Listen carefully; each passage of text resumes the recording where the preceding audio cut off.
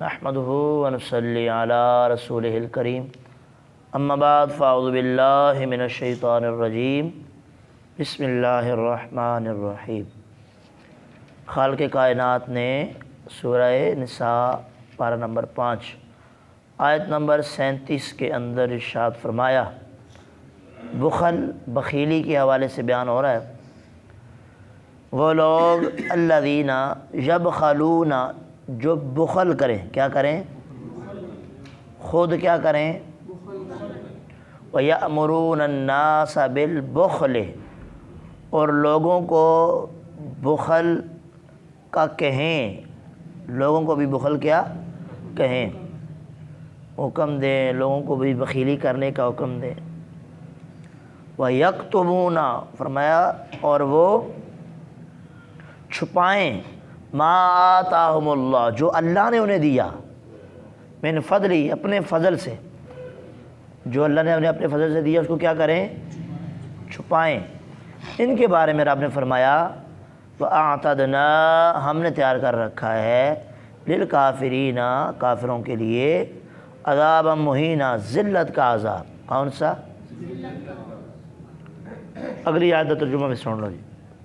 والذین ينفقون اموالہم، یہ لوگ تھے بخیل، اب بات ہو رہی ہے ریاکاروں کی۔ والذین ينفقون اموالہم، وہ لوگ جو اپنے مالوں کو خرچ کرتے ہیں، ریا الناس، لوگوں کو دکھانے کے لیے، لوگوں کے دکھاوے کے لیے، ریا دکھاتے ہوئے، ولا یؤمنون باللہ، نہ اللہ پر ایمان لاتے ہیں، ولا بالیوم الآخر، اور نہ یوم آخرت پر۔ ومن یکن الشیطان لہ قرینہ، اور جس کے لیے شیطان قرینہ، ساتھی بن جائے، فسا قرینہ، تو وہ انتہائی برا دوست ہے۔ یہ شیطان انتہائی برا ساتھی ہے۔ پہلی آیت میں بیان کیا گیا بخیلی کے حوالے سے، بخل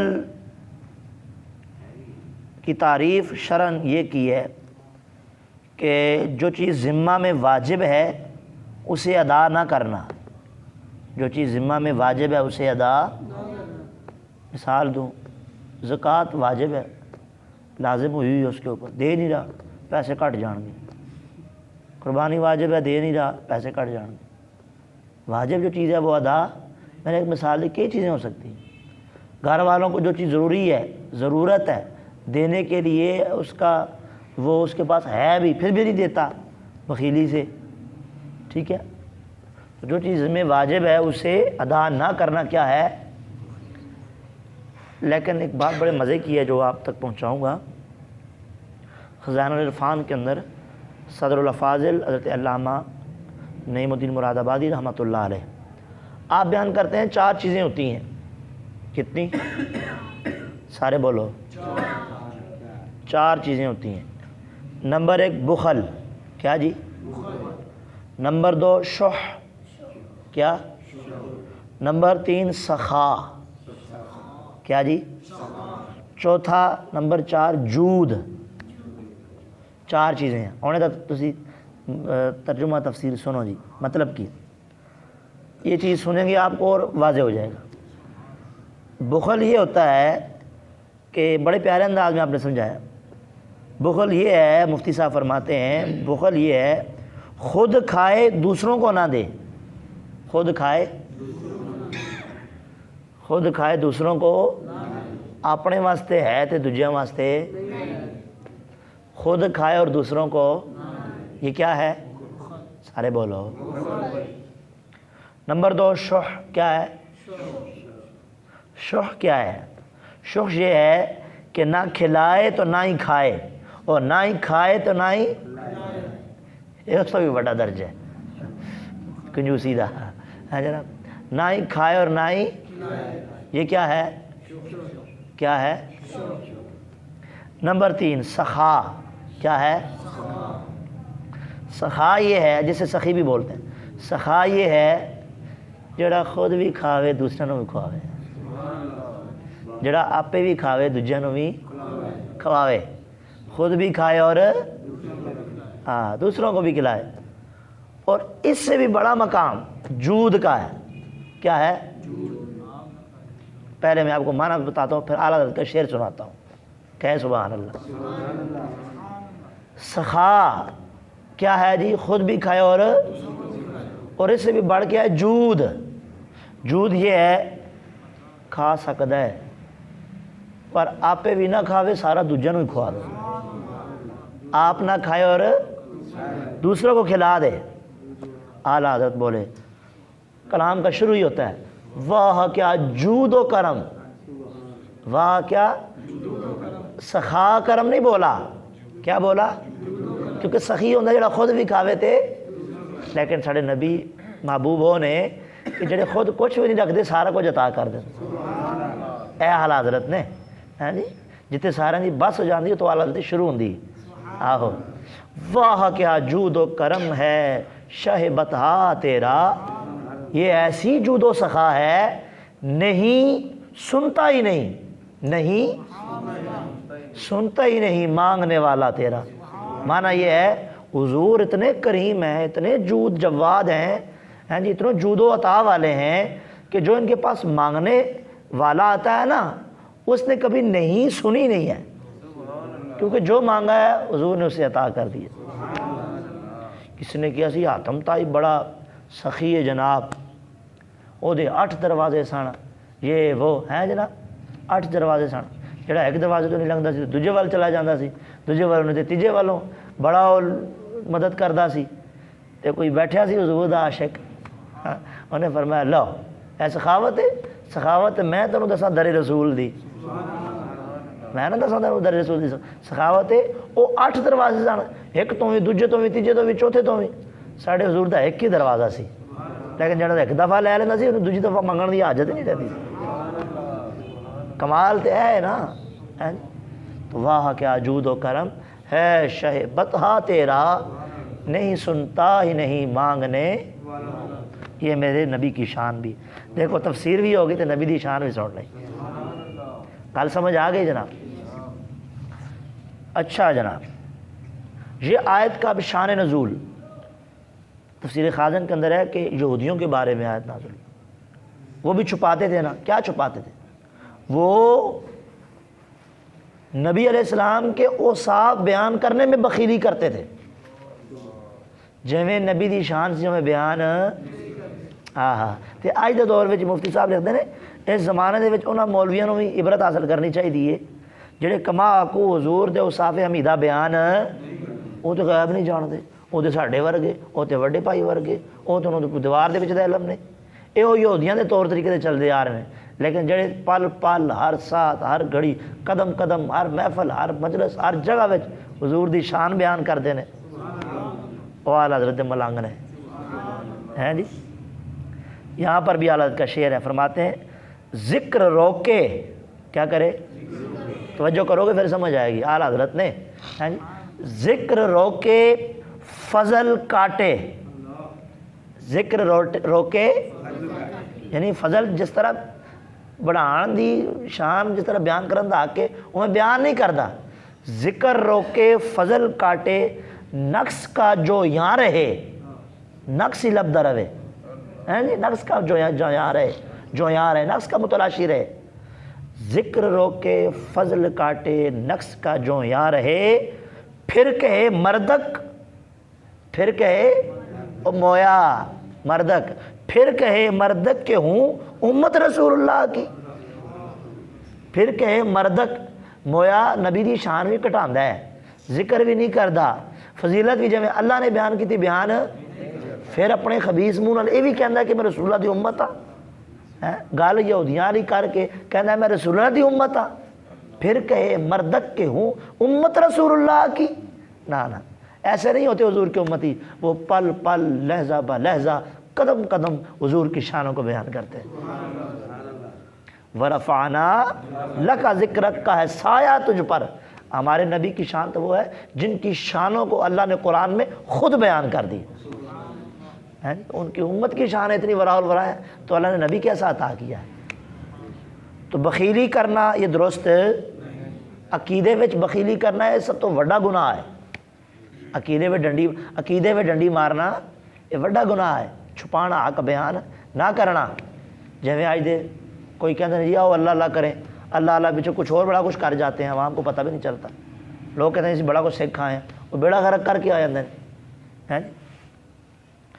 تو اللہ کے دیے ہوئے میں بخیلی بھی وہ مال ہو یا عقیدہ ہو. ہاں فرمایا جو اللہ نے فضل اپنے دیا ہے اس کو چھپاتے, ایمان والے چھپاتے. فرمایا دو چیزیں ہیں, ایک ہے بخیلی اور ایک ہے ایمان. یہ کبھی جمع نہیں ہو سکتی, کبھی جمع. مومن بھی ہوئے تو بخیل بھی ہوئے نہیں ہو سکتا.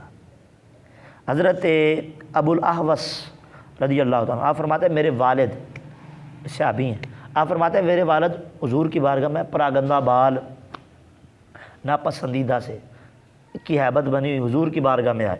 تو آقا علیہ السلام نے فرمایا کیا تیرے پاس مال نہیں ہے؟ تیرے پاس مال نہیں ہے؟ عرض کی یا رسول اللہ مجھے اللہ نے ہر طرح کا مال عطا فرمایا ہے. ہیں جی مسند امام احمد کی روایت ہے, مجھے تو اللہ نے ہر طرح کا مال عطا کیا ہے. تو آپ علیہ السلام نے فرمایا اللہ بندے کو جب کوئی نعمت عطا فرمائے تو اس کا اثر بندے پر دیکھنا پسند فرماتا ہے. چنگا دیتے تو لا بھی ہاں ہے جی. تو علماء فرماتے ہیں اخلاص کے ساتھ, ریاکاری نہیں, تکبر نہیں, فخر نہیں, اخلاص کے ساتھ اپنے لباس کو اچھا رکھنا, اپنے لباس کو شرع کے مطابق رکھتے ہوئے پہننا جائز ہے. کیا ہے؟ جائز. ہاں دکھلاوا وہ اگر دکھلاوے سے ہے, تکبر سے ہے تو وہ الگ ہے, پھر وہ گناہ میں چلا جائے گا. وہ تو اب لباس کی بات کرتے ہیں, خوشبو لگانا. جو کوئی عمدہ خوشبو لگاتا ہے اس لیے کہ لوگوں کے اندر میری واہ واہ ہو, میں بڑی اچھی خوشبو لانا ہوں, واہ واہ دبا کے لا کے. فرمایا اس کو جنت کی خوشبو نہیں سونگھ سکے گا, اللہ اس کو جنت کی خوشبو سے محروم کر دے گا. حدیث کا خلاصہ ہے. ہاں, اور اگر اس لیے سے لائے کہ حضور کی سنت ہے, لوگوں کے دلوں میں خوشی پیدا کرنے کے لیے, دل جوئی پیدا کرنے کے لیے, تو اس سے پھر ثواب حاصل ہو. تو بات جاتی ہے انما الاعمال بالنیات. ٹھیک ہے, تو اچھا لباس پہننا, کوئی کہا بڑے کپڑے پاؤندا ہے, تینوں کی تکلیف ہے, اللہ نے دیتے ہیں پا رہے ہیں جی. اب یہ بھی نہیں کہ ہر دوسرے دن نیا جوڑا پہنا ہو, گھر والے اور ضروریات پوری نہیں ہو رہی, اپنی جتی ٹیگ پا کے رکھتا ہے, لباس چنگا پا کے رکھتا ہے, گھر والے کو پوچھتا ہی کوئی نہیں. بیوی کہندی ہو مینوں بھی لیا دے, بچے کہتے ہیں ابا جی سانوں کوئی ٹکڑ لیا دو, کپڑا واہ کیٹی ہے کاٹن لٹھے دا. تو یہ بھی نہیں ہونا چاہیے. اعتدال یہی ایمان والوں کی صفت بھی ہے اور نشانی بھی ہے. ٹھیک ہے جی, اللہ میں عمل کی توفیق عطا فرمائے. اب دوسری آیت, وَأَعْتَدْنَا لِلْكَافِرِينَ عَذَابًا مُهِينًا. اللہ تعالیٰ یہ جو بخیل لوگ ہیں چاہے عقیدے کے ہوں یا مال کے, اللہ ان کو پسند ہے. اور کافروں کے لیے تو فرمایا ذلت کا عذاب ہے. ایسے کافر جو حضور کی شانوں کو گھٹاتے. بات کمپلیٹ کروں گی اگلی آیت کی طرف. وَالَّذِينَ يُنْفِقُونَ أَمْوَالَهُمْ. فرمایا جڑے اپنے مالاں نو خرچ کر دینے بھائی کس واسطے؟ رِیَاءَ النَّاسِ, لوکاں نو وکھاؤਣ واسطے, دکھلاوے کے لیے. سنو جی, آقا علیہ السلام نے ارشاد فرمایا, مسند امام احمد محمود بن لبید اس کو روایت کرتے ہیں. آقا علیہ السلام نے فرمایا مجھے تم پر سب سے زیادہ شرک اصغر یعنی دکھاوے میں مبتلا ہونے کا خوف ہے. شرک اکبر, شرک اصغر, یہ ریاکاری شرک اصغر میں آتا ہے, خفیہ شرک جسے کہا جاتا ہے. اللہ تعالیٰ قیامت کے ان کچھ لوگوں کو ان کے حساب کے وقت ارشاد فرمائے گا ان لوگوں کے پاس جاؤ جن کے لیے تم دنیا میں دکھاوا کرتے تھے, اور دیکھو کیا تم ان کے پاس کوئی جزا پاتے ہو. جنہاں واسطے تو نمازاں پڑھنے سے, جنہاں واسطے تو بڑا نیک ہو کے بن کے رہندا سی, میرے واسطے تو پڑھی نہیں ہو, میرے واسطے پڑھے نہ دیتے, پڑھی تھی تو اجر ملدا. اب اللہ کی بارگاہ میں بندہ جھوٹ تو نہیں بول سکتا, منکر تو وہاں پہ تو گواہی گواہ گے, عزا گواہی دیں گے. ایک اور روایت سنیں جی, بڑی یہ دردناک روایت ہے. عبداللہ بن عباس بیان کرتے ہیں آقا علیہ السلام نے فرمایا جہنم میں بے شک ایک وادی ہے جس سے جہنم روزانہ 400 مرتبہ پناہ مانگتی ہے. وہ کہو جی وادی ہوگی جہنم, جہدے کو جہنم ہی 400 دفعہ پناہ مانگ دی. فرمایا اللہ تعالیٰ نے یہ وادی امت محمدیہ کہ ان ریاکاروں کے لیے تیار کی ہے جو قرآن پاک کے حافظ میں حافظ ہاں، میں انہیں خدمت کرو. جو قرآن پاک کے حافظ، راہ خدا میں صدقہ کرنے والے، اللہ تعالیٰ کے گھر کے حاجی اور راہ خدا میں نکلنے والے مسافر، فرمایا ان کے لیے. اب ہر حافظ کے لیے نہیں، ہر حاجی کے لیے نہیں، ہر راہ خدا میں جہاد کرنے والے کے لیے نہیں، بلکہ اس کے لیے جس کی نیت میں فطور تھا، جس کی نیت میں. فرمایا ان کو یہ وادی اس میں ڈالا جائے گا جو وادی خود جہنم سے 400 مرتبہ دن میں پناہ مانگتی. اللہ تعالیٰ ہمیں اس سے محفوظ فرمائے. تو یہ اس کا جوڑ پیچھے کس کے ساتھ ہے؟ گھڑ چوڑ شیطان کے ساتھ. وَمَن يَكُنِ الشَّيْطَانُ لَهُ قَرِينًا، جس کا شیطان قرین ہو جائے، ساتھی ہو جائے. فرمایا فساء قرینا، وہ بہت برا ساتھی ہے. وہ کیا ہے؟ تو فرمایا کہ شیطان آرلے نار رہتا ہے جناب، جڑا پٹھے کام کرتا ہے شیطان نار ہی ہے نا. تو علماء فرماتے ہیں ہر چیز جائز کام سے پہلے بسم اللہ شریف پڑھ لیں، شیطان رک جائے گا. شیطان کھان دے ویلے بھی نال، بستر دے ویلے بھی نال، ہر ایک معاملات دے نال ہوندا ہے. لیکن اسی ہر کام بسم اللہ پڑھ کے شروع کریں گے، شیطان دور ہو جائے گا، اللہ برکت پیدا فرما دے. تو کوشش کیا کریں، ٹھیک ہے جی. قیامت کے دن بھی فرمایا کہ آخرت میں شیطان کا ساتھی ہونا یوں ہوگا کہ ایک شیطان کے ساتھ آچھی زنجیر میں جکڑا ہوگا. شیطان جکڑا ہوا ہوگا آخرت میں. شیطان کا مطلب یہ ہے کہ قیامت کے دن بھی یہ جکڑا ہوا ہوگا، جس نے گمراہ کیا ہوگا، جس نے بھٹکایا ہوگا. ٹھیک ہے، اللہ تعالی ہمیں نیک اعمال کرنے کی توفیق عطا فرمائے اور ریاکاری سے ہم سب کو بچائے. خلوص دے نال چھوٹا جا کام بھی کر لو نہ بڑا ہے، چھوٹا جا کام بھی ہو سکتا ہے بخشش دی ضمانت بن جائے. اگر فاحشہ عورت خلوص دے نال اپنے دوپٹے دے نال موزہ بن کے تے ایک جانور نو پانی پلا دے، اللہ دی بھی بخشش فرما دے. ٹھیک ہے. ایک اللہ دے ولی بنن کیویں؟ شراب دے وچ دھت تے ٹکڑے دے بسم اللہ شریف لکھیے، چک کے اکھاں نال لا کے دھو کے خوشبو لا کے عزت دی جگہ تے رہتا، اللہ نے ولی بنا چھڑیا. شرافی رحمت اللہ آپ دا واقعہ، ننگے پاؤں چلتے سن، شراب دے وچ دھت، ایک دن ویکھیا ٹکڑا پہ ہے، بسم اللہ شریف لکھی، چک کے صاف کر کے خوشبو لا کے دھو کے رکھ چھڑا. مقام عزت دی جگہ اللہ نے اس ادب تے اخلاص تے خلوص دی وجہ تو اللہ نے انہاں دی قسمت ہی بدل دیتی، اپنا ولی بنا چھڑ. یہی ہے جی کہ خلوص سے ملتا ہے سب کچھ. اللہ تعالیٰ ہم سب کو عمل کرنے کی توفیق عطا. صلاۃ والسلام علیکہ